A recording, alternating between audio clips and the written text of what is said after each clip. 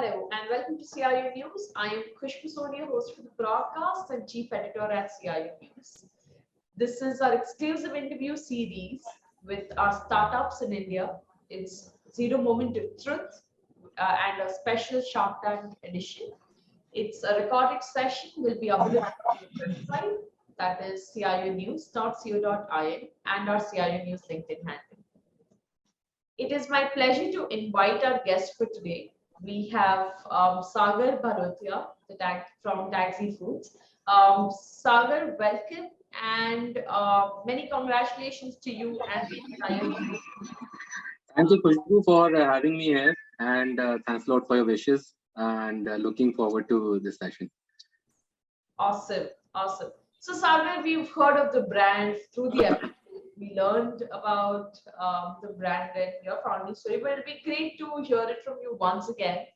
So, if you can give us a quick brief about the brand. So our brand is called Tags. Basically, Tags Foods is our long name, but Tags is our name which goes on all our products. So Tags is basically a uber premium Gen Z oriented snack brand, and we are into few major things, which is like doing some innovative snacking experiences, better for you snacking experiences.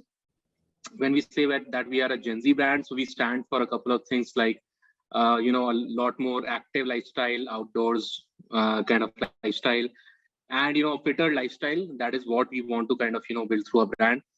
At the same time, we are planet friendly, we are plastic neutral. Whatever plastic in case we generate, we recycle the equivalent amount of plastic. So that's how you can say the Tags as a brand umbrella. Under this umbrella, we launched our first range of snacks, which is a pop potato chip 2 years back.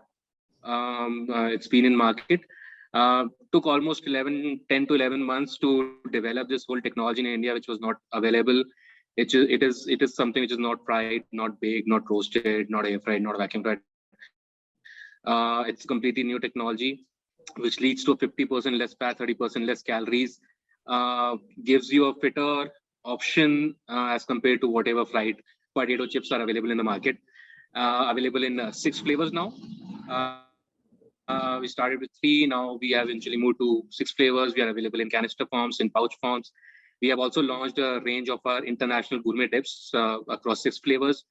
Recently launched our range of chocolates, which is a chocolate cigar kind of.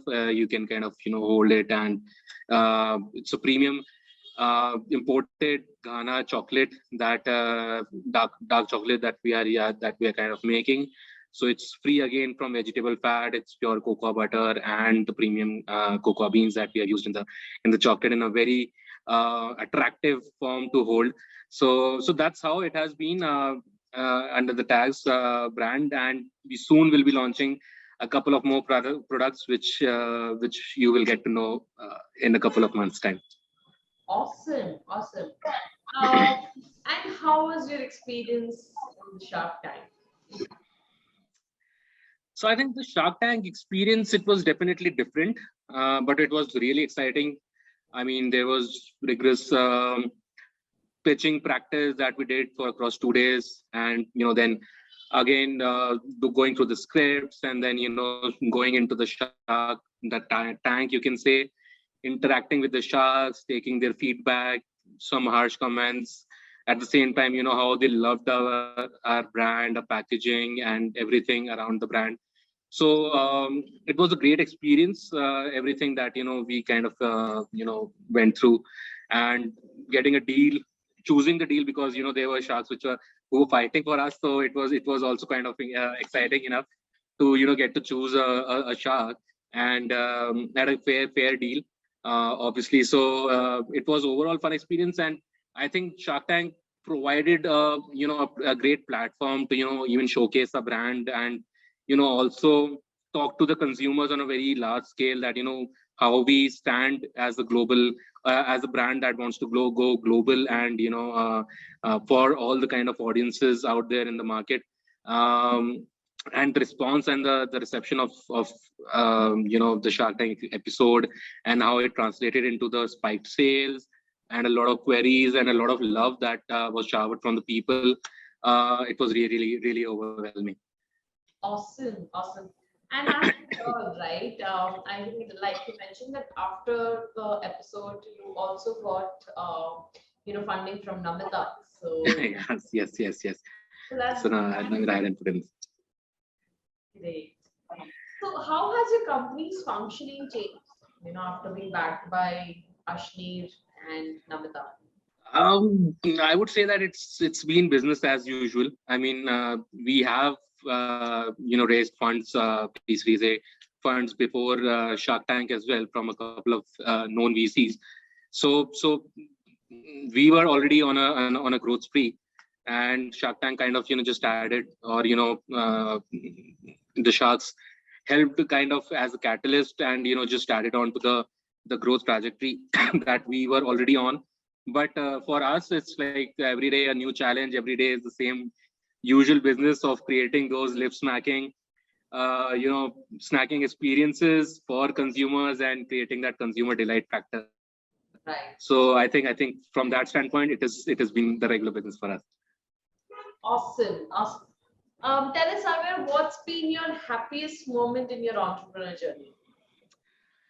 A couple of them. I would rather say that the first happiest moment was when we were able to get the right product out in the market after 11 months of research and trials, and seeing the response of consumers, how they loved the product. So I think as a person, as an entrepreneur who has kind of taken this plunge and put in all the effort and time to develop a product, I think that was a great validation. So definitely happy. After that, I think there were quite a lot of milestones which were created that happy factor. Recently, we got featured in the Inc. 42 fastest growing D2C brands. So that was again one of the recent happiest moment, you can say, for us, other than Shark Tank being there for a couple of months back. Awesome. I'm sure there'll be challenging times as well. I think entrepreneurs every day we have, and there's a cloud. Your morning starts challenge, and then it's either a happy moment and then challenge again. Yeah. It's a roller coaster. So most challenging moment for the business that you face, and how did you? No, I think that this. No, I think I would go back to what you were telling, that there's nothing like most challenging. I would rather say that the most challenging moments are yet to come as we grow really fast. But every day there's some or the other challenge that you face, and it just helps you learn better, understand the processes better, make the processes better, and grow along with that. So I think in terms of challenges, yeah, that has been the case with us. We have moved from maybe selling 2,000 packs a month when we started to now selling more than 3-4 lakhs packs a kind of month. So that's a huge growth for us. And you can imagine that how many challenges we would have faced in terms of production or operations or logistics.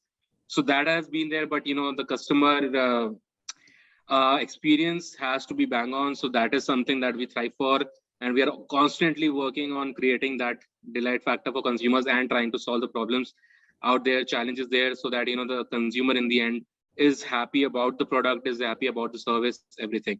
So yeah, that is a big challenge, I think, for every D2C brand, that keeping their consumers happy and coming back is something that we constantly work on. True. What does the future look like for the company?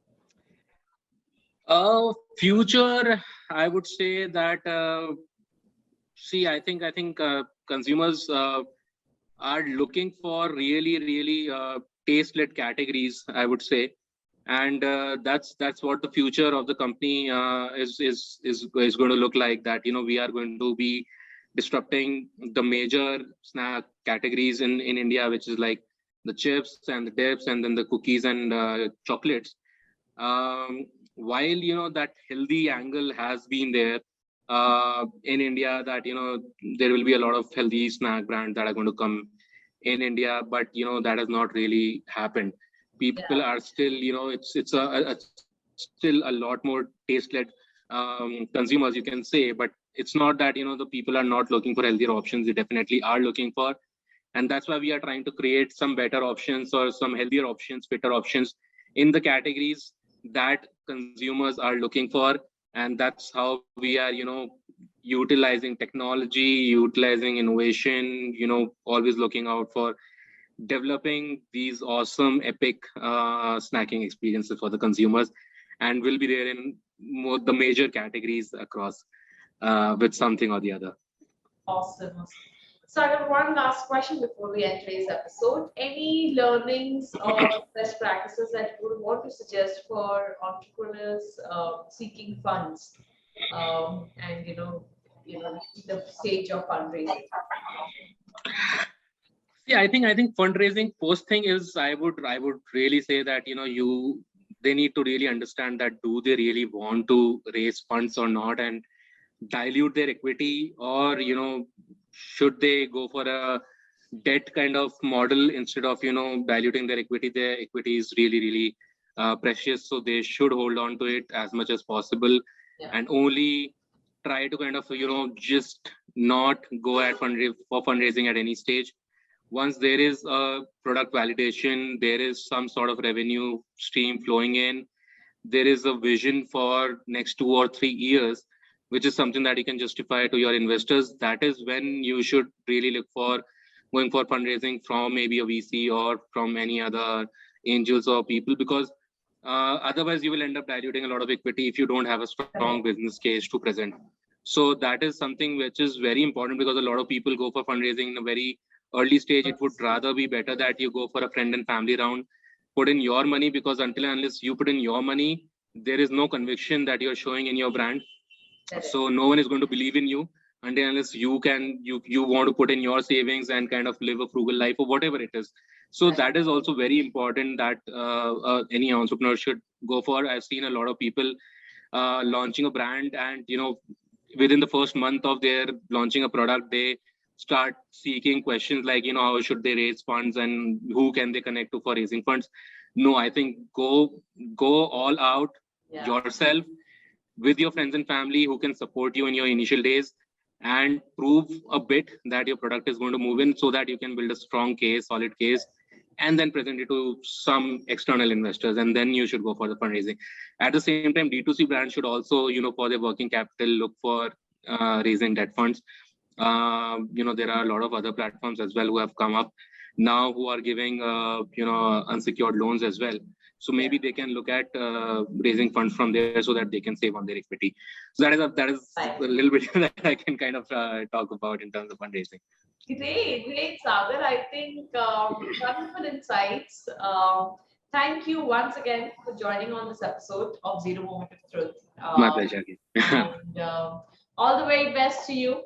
And thank you so much for having me here. And it was great talking to you. It was great talking. Looking forward to staying in touch. Okay, thank you so much. Bye-bye. Bye-bye.